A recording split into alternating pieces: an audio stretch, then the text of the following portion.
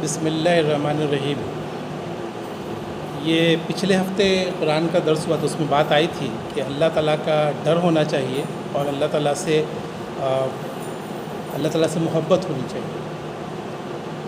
قرآن کی آیت تھی البقرہ 165 اعوذ باللہ من الشیطان الرجیم بسم اللہ الرحمن الرحیم والذین آمنوا اشد حبا للہ، اور ایمان لانے والے اللہ سے بے انتہا محبت کرتے ہیں۔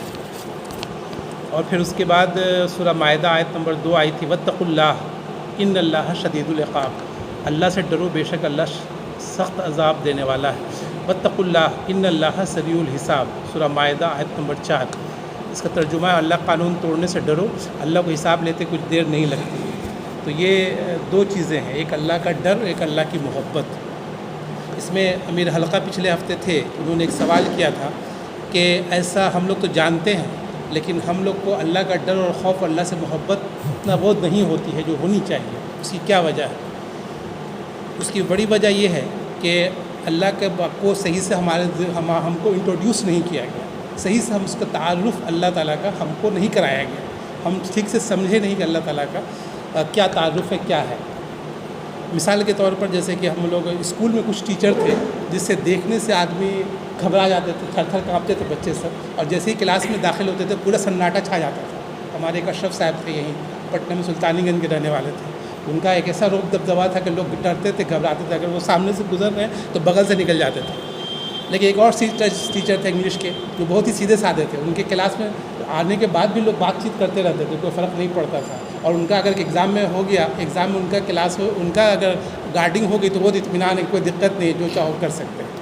تو یہ ہے کہ اس کی بڑی وجہ دو آدمی میں کہ یہ ہے کہ ہم کو ان کے بارے میں ان کا تعارف، ان کے بارے میں ایک آئیڈیا تھا کہ یہ اس طرح کے رواج ہے، اور اس لیے اس حساب سے ہم میں ڈر و خوف ہوتا ہے۔ اس طرح سے کوئی نئے آدمی سے اگر ہم ملتے ہیں، اس کے بارے میں اگر بہت بڑا گنڈا، بہت بڑا کرمنل ہے، تو ہم اگر اس کے بارے میں جانتے ہیں تو ہم کو کوئی فرق نہیں پڑے گا، ہم آرام سے ملیں گے۔ لیکن اگر بتا دیا جائے کہ یہ ہے، اس کا اتنا مرڈر کر چکا ہے، اتنا یہ کر چکا ہے، اتنا ایسے کر چکا ہے، تو پھر ہم تھوڑا گھبرائیں گے اس سے ملنے کے لیے۔ تو اسی طرح سے اللہ تعالیٰ کے بارے میں ہمارے ہاں صحیح سے انٹروڈیوس نہیں کیا گیا، صحیح سے بتایا نہیں گیا کہ اللہ تعالیٰ کس طرح کا ہے، کیا خوبی ہے، کیا کوالٹی ہے۔ پڑھتے ہیں ہم لوگ، لیکن وہ پڑھتے تو سرسری طور پر پڑھ جاتے ہیں۔ تو آج اس سلسلے میں قرآن کی کچھ آیتوں کو کلیکٹ کیا گیا ہے، کچھ چیزیں لی گئی ہیں کہ اللہ تعالیٰ کے تعارف کے بارے میں۔ کچھ چیزیں ہیں قرآن کی جو آیتیں، اس میں سے اس حصے کو جس میں کہ اللہ تعالیٰ کا تعارف کرایا گیا، اللہ تعالیٰ کے بارے میں بتایا گیا ہے، وہ چیزیں آپ کے سامنے پیش کی جا رہی ہیں۔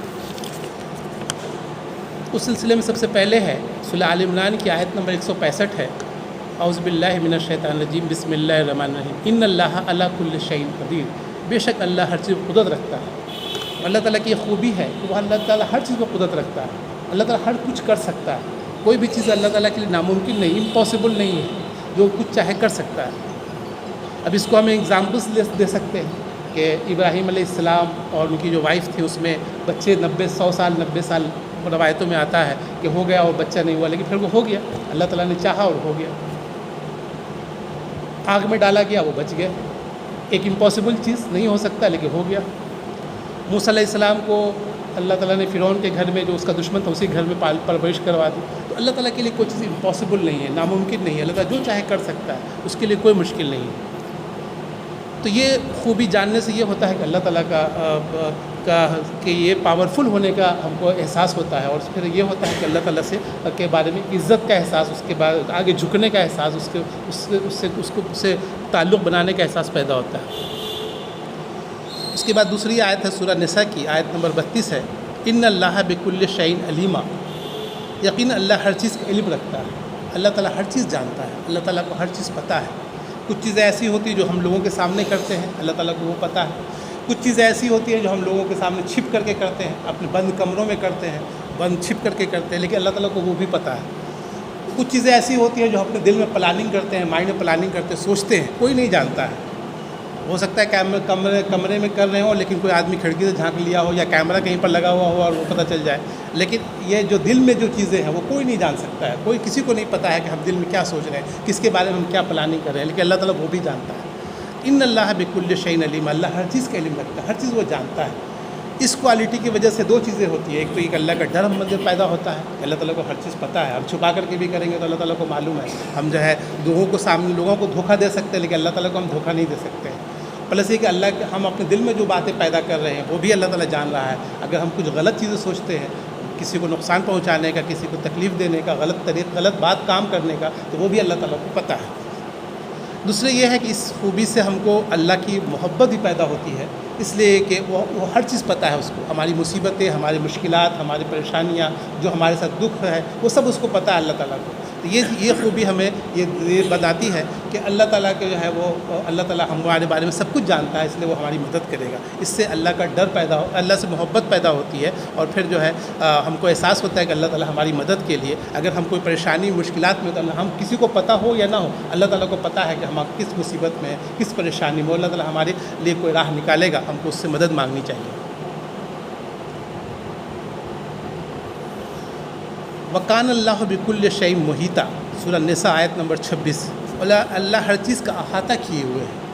اللہ ہر چیز کا احاطہ کیے ہوئے کا مطلب یہ ہے کہ اللہ تعالیٰ ہر چیز جو اللہ کے نیٹ ورک میں ہے، جیسے ہوتا ہے نیٹ ورک یہاں پر نہیں مل رہا ہے، وہاں پر نہیں مل رہا ہے، وہ نہیں، موبائل کا بات نہیں ہو سکتی ہے، لیکن اللہ تعالیٰ کا کوئی بھی چیز نیٹ ورک میں ہے، ہر چیز اس کے رینج میں ہے، کوئی چیز اس کے رینج سے باہر نہیں جا سکتا ہے، ہر چیز اس کے کنٹرول میں ہے، ہر چیز اس کے پاس میں ہے، وہ اس سے بھاگ نہیں سکتا ہے. اور یہ آیت ہم کو یہ بتاتی ہے کہ اللہ تعالیٰ سے ہم بچ نہیں سکتے. اگر ہم سوچیں کہ کہیں بھاگ کے نکل جائیں، قرآن میں ایک جگہ آیا بھی ہے کہ تم بھاگ کے جانا چاہو تو بھاگ نہیں سکتے. ہم کوئی اللہ سے بچ کے بھاگ کے کہیں نہیں جا سکتے. اللہ سے اگر ہم کچھ غلط کرتے ہیں یا اللہ کو ناراض کرتے ہیں تو ہم بچ نہیں سکتے. اللہ تعالیٰ ہم کو پکڑ لے گا جہاں بھی ہے. چوتھی آیت ہے فَاللَّهُ خَيْرٌ حَافِظًا وَهُوَ أَرْحَمُ الرَّاحِمِينَ، سورہ یوسف آیت نمبر 64. اللہ ہی بہتر محافظ ہے، وہ سب سے بڑھ کر رحم فرمانے والا ہے.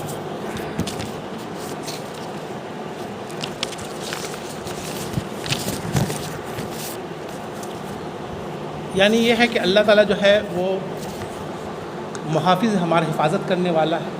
ہمارے دشمنوں سے وہ حفاظت کر سکتا ہے، حاسدوں سے حفاظت کر سکتا ہے. کوئی بھی چیز اگر ہم کو کوئی آدمی ہرٹ پہنچانا چاہتا ہے، کوئی تکلیف پہنچانا چاہتا ہے، تو اللہ تعالیٰ مدد کرنے کے لیے وہ حافظ ہے، محافظ ہے، وہ ہمارا جاننے والا، وہ میری حفاظت کر سکتا ہے.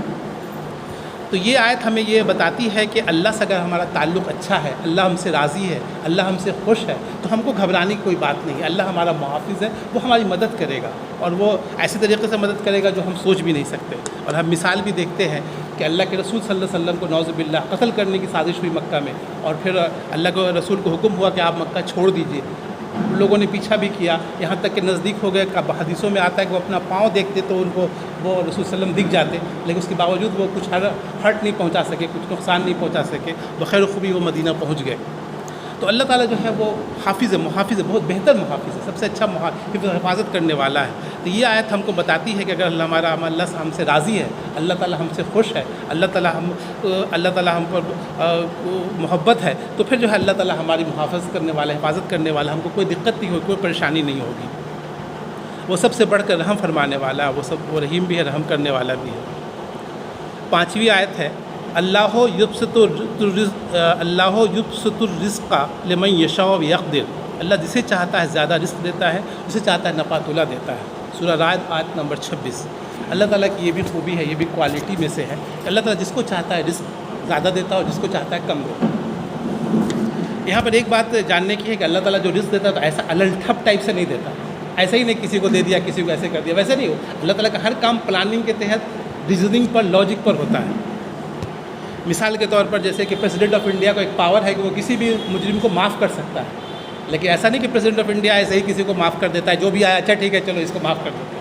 بلکہ وہ کیا کرتا ہے کہ جیسے کوئی بھی اگر کرمنل ہے جس کو پھانسی پر جانے کی سزا مل چکی ہے، اس کے بارے میں رپورٹ لیتا ہے، اسٹیٹ سے رپورٹ لیتا ہے، پھر چیف منسٹر سے بات کرتا ہے، اس سے رپورٹ لیتا ہے. اس کے علاوہ پرائم منسٹر سے بھی پی ایم او آفس سے بھی رپورٹ لیتا ہے. ان سب کے بیسس پر وہ ایک فیصلہ کرتا ہے کہ کس کو ہم کو معاف کرنا ہے، کس کو نہیں کرنا. اس وقت اللہ تعالیٰ بھی جو ہے جو کسی کو رزق میں کشادگی دیتا ہے اور کسی کو رزق میں کمی دیتا ہے، ایسا نہیں کہ للٹھپ ٹائپ سے دے دیتا ہے اور اوگھڑ ٹائپ کا. ہندوؤں میں ایک بھگوان کے بارے میں ایک فکر ہے کہ وہ اوگھڑ بابا ہے، اوگھڑ ہے وہ شیو جی کے بارے میں، لیکن ایسا اللہ تعالیٰ کے یہاں نہیں ہے. اللہ تعالیٰ کے جو بھی چیزیں ہیں بہت پلاننگ کے ساتھ سوچ سمجھ کے. اب یہ ہے کہ اس کی جو یہ ہے جو پالیسی ہے، اس کی جو چیزیں ہیں وہ کس بنیاد پر، وہ ہم اتنا نہیں جانتے، لیکن بہرحال اللہ تعالیٰ کی جو رزق دیتا ہے وہ ایک خاص لاجک کے حساب سے دیتا ہے. جیسے عام طور پر ہم دیکھتے ہیں جو آدمی محنت کرتا ہے، کوشش کرتا ہے، اس کو اللہ تعالیٰ زیادہ رزق دیتا ہے، اور جو کوشش کم کرتا ہے اس کو کم ملتا ہے. اس طرح کی ایک عام بات ہے. لیکن اور اس میں بہرحال یہ ہم لوگ بہت سے سوچتے ہیں کہ جو اللہ کا ماننے والا ہوگا اس کو زیادہ رزق ملے گا، اور اللہ کو جو کم ماننے والا ہے، اللہ کو نہیں ماننے والا اس کو زیادہ نہیں ملے، کم ملے گا. لیکن ایسی بات نہیں. اللہ تعالیٰ چونکہ دنیا آزمائش کے لیے، امتحان کے لیے، اس لیے اللہ تعالیٰ نے ہر ایک کو دیا ہے، چاہے وہ ماننے والا، اللہ کو ماننے والا ہو، چاہے اللہ کو انکار کرنے والا ہو، چاہے اللہ کو گالی دینے والا، برا بھلا کہنے والا، سبھی کو اللہ تعالیٰ دیتا ہے. تو یہ ہے کہ اللہ تعالیٰ نے دنیا میں جو یہ امتحان کے لیے رکھا، اس میں اگر ایسا ہوتا کہ صرف نیک لوگوں کو اگر اچھا رزق ملتا تو پھر سارے لوگ دنیا کے نیک ہو جاتے. کہ بھائی جب اچھا رزق ہم کو ملتا ہے اور اچھے لوگوں کو دنیا میں ہر طرح کی اچھی آسانی زندگی ہوتی ہے تو ہر آدمی اچھا ہو جاتا، پھر آزمائش نہیں ہوتی، امتحان نہیں ہوتا. تو خیر بہرحال یہ ہے کہ اللہ جسے چاہتا ہے زیادہ رزق دیتا ہے، جسے چاہتا ہے نپا تولا دیتا ہے. اللہ جس کو چاہتا ہے زیادہ دے دیتا ہے، جس کو چاہتا ہے کم دیتا ہے. یہ بہت بڑی خوبی اللہ تعالیٰ کی. اور اگر ہم اللہ کو مینیج کر لیتے ہیں، اللہ کو خوش کر لیتے ہیں، اللہ تو ہو سکتا ہے وہ ہمارے رزق میں کشادگی دے دے، ہم کو ہر طرح کی آسانیاں دے دے، ہم کو پریشانی نہ ہو، ہم کو مشکلات نہ ہو، تکلیفیں نہ ہو. تو یہ ہے کہ اس سے اللہ سے محبت پیدا ہوتی ہے، اور ہمارا یہ احساس ہوتا ہے کہ اگر ہم اللہ سے اپنا تعلق کو مضبوط کرتے ہیں، اللہ سے نزدیک ہونے کی کوشش کرتے ہیں، تو پھر جو ہے وہ ہمارے لیے آسانیاں پیدا کر دے گا، رزق میں کشادگی آ جائے گی. چھٹی آیت ہے وَمَن يُهِنِ اللَّهُ فَمَا لَهُ مِن مُكَرِّمٍ، اور جسے اللہ ذلیل کر دے اسے پھر کوئی عزت دینے والا نہیں ہے. سورہ حج آیت نمبر 18. یعنی کہ اللہ تعالیٰ ہی جس کو چاہتا ہے عزت دیتا ہے، جس کو چاہتا ہے ذلت دیتا ہے.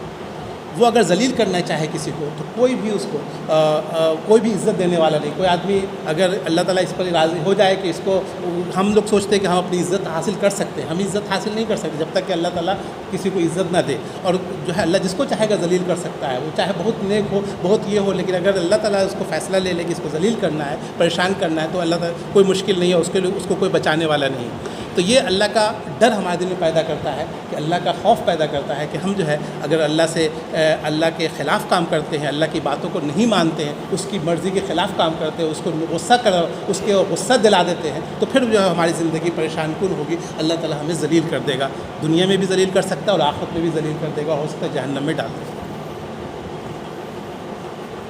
اس کے بعد جو آیت ہے 7 نمبر میں، ما اصاب مصیبت الا باذن اللہ، کوئی مصیبت کبھی نہیں آتی مگر اللہ کے اذن سے ہی آتی ہے. اور اسی کے ساتھ ایک اور آیت بھی ہے وَمَن يَتَّقِ اللَّهَ يَجْعَل لَّهُ مُخْرَجًا، جو کوئی اللہ سے ڈرتے ہوئے کام کرے گا اللہ اس کے لیے مشکلات سے نکلنے کوئی راستہ پیدا کر دے گا. سورۃ طلاق آیت نمبر 2. کوئی مصیبت کبھی نہیں آتی مگر اللہ کے اذن سے. کوئی بھی مصیبت جو آتی ہے وہ اللہ کے اذن سے آتی ہے. پہلے تو مصیبت کے بارے میں کنسیپٹ کلیئر ہونا چاہیے. مصیبت آئے گی دنیا میں، کیوں آئے گی؟ اس لیے کہ اللہ کا آزمائش ہونا ہے، امتحان ہونا ہے. کوئی آدمی کتنا بھی چاہے، بڑا سے بڑا جو کروڑپتی ہو، چاہے بڑا سے بڑا پرائم منسٹر ہو، اس کو بھی پریشانیاں آتی ہیں، اس کو بھی مشکلات آتی ہیں، اس کی بھی زندگی میں تکلیفیں ہوتی ہیں. اور جو نبی گزرے ہیں جو اللہ کے بہت چہیتے تھے ان کو بھی پریشانیاں آئی ہیں. اللہ کے رسول صلی اللہ علیہ وسلم کا دانت ٹوٹا ہے، اس کے بعد ان کے بیٹے کا انتقال ہوا ہے، اور پھر اس طرح کی بہت ساری چیزیں ہوئی ہیں. تو اللہ وہ بخار بھی آیا ان کو. تو یہ ہے کہ مصیبتیں آئیں گی، اس لیے کہ آزمائش کے لیے، امتحان کے لیے. تو مصیبتیں آئیں گی، پریشانی آئے گی. اس میں صحیح اپروچ یہ ہونا چاہیے کہ مصیبتیں آئیں گی لیکن اس سے پریشان نہیں ہونا ہے، بلکہ اس کے لیے حل ڈھونڈنا ہے. کوئی مصیبت کبھی نہیں آتی مگر اللہ کے اذن سے ہی آتی ہے. تو مصیبت جو بھی آتی ہے وہ اللہ کے اذن سے آتی ہے، اللہ کے آرڈر سے آتی ہے. ایسا نہیں کہ جو مصیبت آ گئی کچھ ایسے ہی آ گئی، نہیں، بلکہ اللہ کے اذن سے آتی ہے. اللہ تعالیٰ آرڈر دیتا ہے، اللہ تعالیٰ الاؤ کرتا ہے، تبھی وہ مصیبت آتی، پریشانی آتی ہے. اس کا مطلب یہ ہے کہ اگر اللہ اذن نہ دے، اگر الاؤ نہ کرے کہ اس کو مصیبت آنا ہے تو نہیں آ سکے گا. ابھی کچھ دن پہلے میرے گھر میں میری اہلیہ کپڑا کچھ سیل کرتی ہیں، تو دو عورتیں آئیں اور وہ جو ہے انہوں نے کپڑا چوری کر کے رکھ لیا.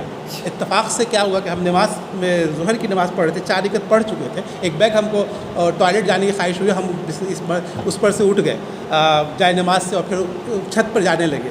چھت پہ جانے لگے تو اس عورت کی ایکٹیویٹی ہم کو کچھ عجیب لگی، اور جلدی سے ہم نے کیا کیمرہ وہاں پر لگا دیا اوپر میں. ایسے میرے کیمرہ بھی ہے گھر میں، لیکن اس کیمرے میں اس کا فوکس نہیں آ رہا تھا، تو الگ سے لگا دیا. اور اس کے بعد کیا ہوا کہ پھر ہم نے دیکھا کہ وہ کپڑا جو ہے جلدی سے اپنے بغل میں، ساڑی پہنی ہوئی تھی اندر میں بغل میں رکھ لی. اور اس کے بعد جو ہے وہ جو ہے تو بات کرنے لگی. اسی بیچ میں تب ہم کو شک پیدا ہوا، جلدی سے نیچے آئے، وائف کو تھوڑا بولا کنارے آئیے، ان کو وہ بولا کہ ہم کو شک ہے اور اس کا سرچ کیجیے. اس بیچ میں وہ جو ہم وائف کو لے کے گئے وہ جلدی سے سمجھ میں آ گئی، چونکہ وہ لوگ ایکسپرٹ تھے، جلدی سے کپڑے کو نکال لیا، جب سرچ کیا گیا تو اس کے پاس کپڑا نہیں ملا. تو یہ ہے کہ اس نے ایک ارادہ کیا تھا کچھ تکلیف پہنچانے کا، لیکن اللہ تعالیٰ کی اذن نہیں تھا، اللہ تعالیٰ کا پرمیشن نہیں تھا. یہ پچھلے ہفتے ہوا ہے، تو یہ جو ہے وہ نہیں ہو سکا. تو یہ ہے کہ کوئی مصیبت کبھی نہیں آتا مگر اللہ کی اذن سے ہی آتی ہے. اللہ تعالیٰ جب تک پرمیشن نہیں دیتا، کوئی چاہے کوشش کر سکتا ہے، لیکن اللہ تعالیٰ اگر الاؤ نہیں کرے گا، اللہ تعالیٰ اذن نہیں دے گا تو وہ کام نہیں ہو سکتا. اس لیے اللہ سے تعلق مضبوط ہونا، اللہ سے نزدیک ہونا، اللہ کو خوش کرنا، اور اللہ تعالیٰ اگر وہ ہم سے راضی ہو جائے تو پھر کوئی پریشانی کی بات نہیں، کوئی ٹینشن کی بات نہیں، کوئی مشکل کی بات نہیں. اور جو کوئی اللہ سے ڈرتے ہوئے کام کرے گا، اللہ اس کے لیے مشکلات سے نکلنے کا کوئی راستہ پیدا کر دے گا. اس کے علاوہ ایک راستہ بتایا گیا کہ اگر ہم مشکلات سے بچنا چاہتے ہیں تو اللہ سے ڈرتے ہوئے کام کرنا. اللہ سے ڈرتے ہوئے کام کرو گے، اللہ سے ڈرتے ہوئے زندگی گزارو گے تو پھر تم کو پریشانی نہیں ہوگی، کوئی مشکلات نہیں ہوگی، کوئی تکلیف نہیں ہوگی. تو یہ ہے کہ اللہ سے ڈر ہم کو ڈیولپ کرنا چاہیے. الیس اللہ بکافٍ عبدہ، الزمر آیت نمبر 36. کیا اللہ اپنے بندے کے لیے کافی نہیں ہے؟ کہنے کا مطلب یہ کہ اللہ اپنے بندے کے لیے کافی ہے. اللہ اگر ساتھ میں ہے، اللہ اگر ہمارے ساتھ ہے، اگر ہمارے سپورٹ میں ہے، اللہ تعالیٰ ہمارا محافظ ہے، تو پھر ہم کو کوئی گھبرانے کی بات نہیں، کوئی پریشانی کی بات نہیں، کوئی مشکل کی بات نہیں. اس لیے کہ اگر اللہ تعالیٰ ہمارے ساتھ میں ہے تو یہ ہے کہ اللہ تعالیٰ کو ہم کو اپنا ساتھی بنانا ہے، اپنا وہ ہمارا کفیل بن جائے، وہ ہمارا وکیل بن جائے تو بہت بڑی بات ہوگی. اور اس کے لیے ضروری ہے کہ اللہ کے پسندیدہ کام ہم کریں، اللہ کو خوش کرنے کا کام کریں، وہ چیزیں کریں جو اللہ تعالیٰ چاہتا ہے. اور آخری آیت ہے سورۃ 3 کی، الیس اللہ باحکم الحاکمین، کیا اللہ سب حاکموں سے اچھا حاکم نہیں ہے؟ تو کہنے کا مطلب یہ ہے کہ اللہ تعالیٰ سب سے بڑا حاکم ہے، سب سے اچھا حاکم ہے. اور جو ہے وہ ہم لوگ کیا ہوتا ہے کہ حاکم سے ڈرتے ہیں، جو وقت جس کے ہاتھ میں گورنمنٹ ہوتی ہے، جس کی کنٹرول ہوتا ہے، اس لیے ڈرتے ہیں کہ وہ جب چاہے گا ہم کو جیل میں ڈال دے گا، ہم کو پریشان کرے گا، مشکلات میں ڈال دے گا. تو اللہ سب حاکموں سے بڑا حاکم ہے، سب سے اچھا حاکم ہے. اور وہ جو ہے اس کے کنٹرول میں سب کچھ ہے، اس کی حکومت ہے، وہ جو چاہے آرڈر دے سکتا ہے، اس کو کوئی روکنے والا نہیں ہے. تو پھر یہ ہے جب اللہ تعالیٰ حاکم ہے اور وہی سب کچھ جو چاہے آرڈر دے سکتا ہے تو ہم کو اللہ کو خوش کرنے کا، اللہ کو راضی کرنے کی کوشش کرنی چاہیے.